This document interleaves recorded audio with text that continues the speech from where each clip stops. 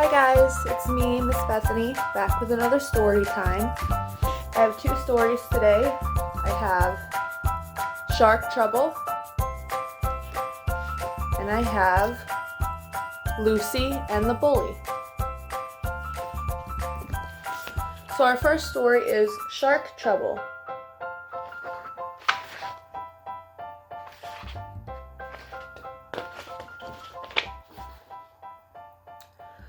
Far, far away in the middle of the deep blue sea were two small islands.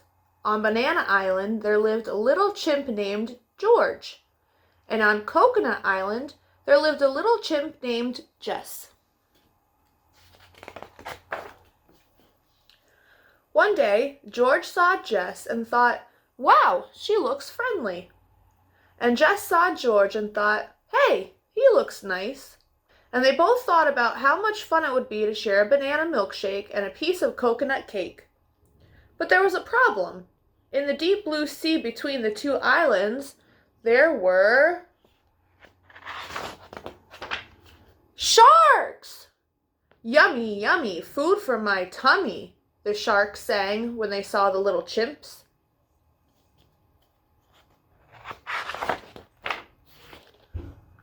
"Don't worry," shouted George to Jess. "I have a plan. I'll make some wings from the leaves of my banana tree and fly across to visit you." George flapped and flapped his new wings. He jumped up and down, but he couldn't fly. "Yummy, yummy, food for my tummy," the shark sang, snapping at George's little chimp toes. "I've got an idea," shouted Jess to George excitedly.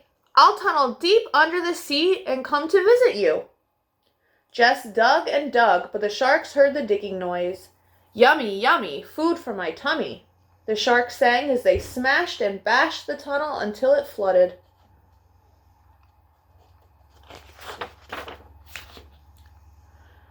"Never mind," called George. "I've got another idea."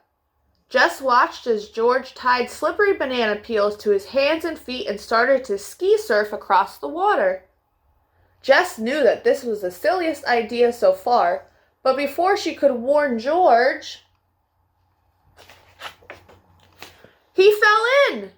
"Yummy, yummy, food for my tummy." George swam faster and faster. The sharks got closer and closer. George made it back to Banana Island just in time. "That was a close one," called Jess. Jess soon thought of a brilliant plan. "This will scare the sharks away," she said. Jess soon thought of a brilliant plan. "This will scare the sharks away," she shouted to George. With a mighty roar, she jumped out from behind the tree, waving her arms around. But the sharks were not in the least bit afraid. They found the crabby coconut costume very funny and laughed until their bellies ached. "Yummy, yummy, food for my tummy."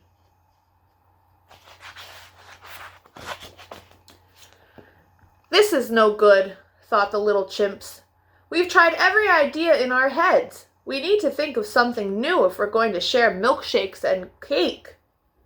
They both climbed up their trees, a very good place to go when you need to think. As the chimps climbed higher and higher, the trees began to bend. The higher they climbed, the more the trees bent and bent until, "Oh no, we'll be eaten for sure!"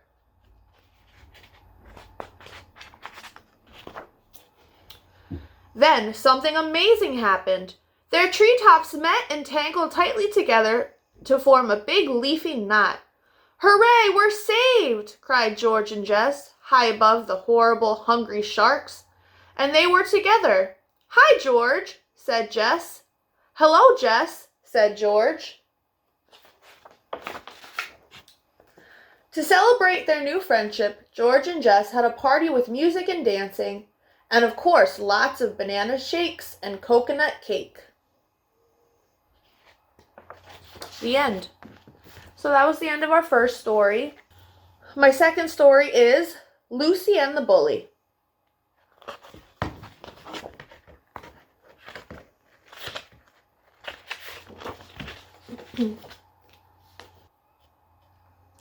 At school, everyone wanted Lucy to draw for them. "You are so good at drawing, Lucy. Can you please draw me a picture of a rabbit, Lucy?" Well, not quite everyone.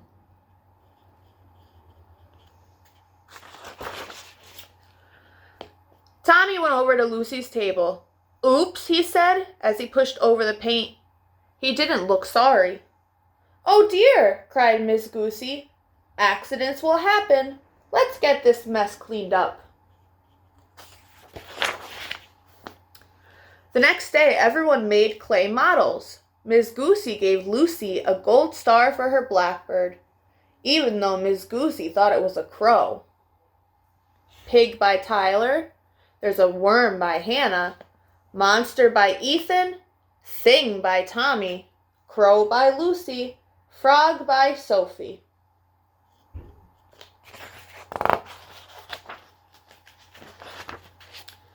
After school, Lucy carried her model very carefully so it wouldn't break. Tommy was waiting for her. "Let's see your stupid crow," he said. It's a blackbird," Lucy stammered.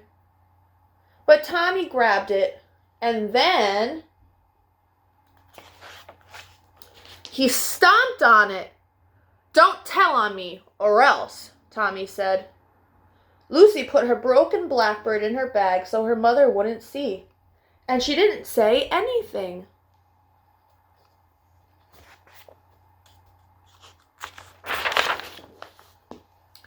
That night, Lucy tried hard to put her blackbird back together, but it didn't look the same.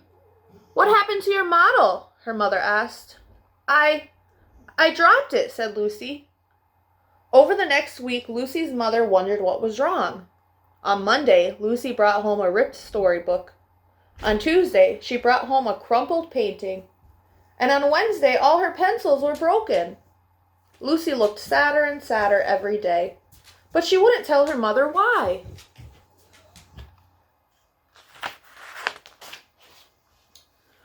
On Thursday, Lucy brought home a cake she'd made at school. "Who put a hoof print in the middle of it?" her mother asked. I don't know." But at last she said, "It was Tommy." "Don't worry, honey. I'll take care of this," Lucy's mother said. She picked up the telephone. "May I speak to Miss Goosey, please?" she asked. "No, Mommy," Lucy wailed. "Please don't tell Miss Goosey." But it was too late. That night, Lucy couldn't sleep. She was afraid of what would happen the next day.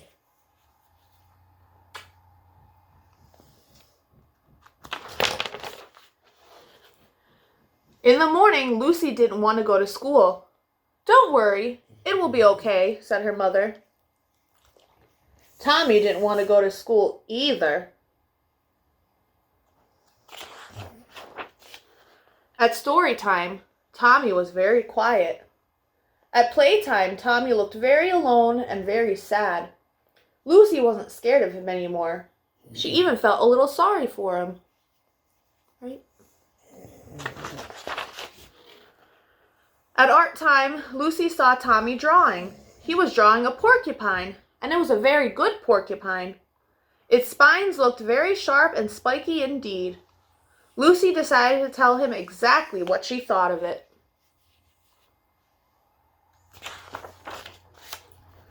"I like your porcupine, Tommy," Lucy said.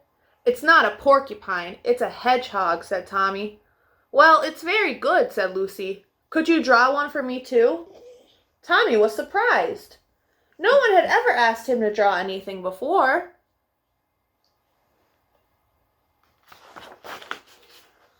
"You can have this one," said Tommy. "Thank you, Tommy," said Lucy. "I'm sorry I was mean and did all those things. And most of all, I'm sorry I stomped on your crow," Tommy said. "It was a very good crow."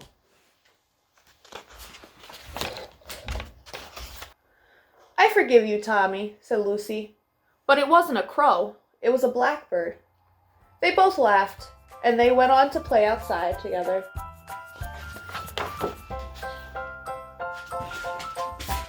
The end. That was the end of our 2 stories today. I hope you guys have a wonderful rest of your day. It's supposed to be nice, so go outside, get some exercise, get some fresh air, and I hope you guys pick up your toys when you're done playing with them. Say please and thank you every day. Say I love you every day. And as always, you guys are kind, you are important, and you are very, very loved. Bye.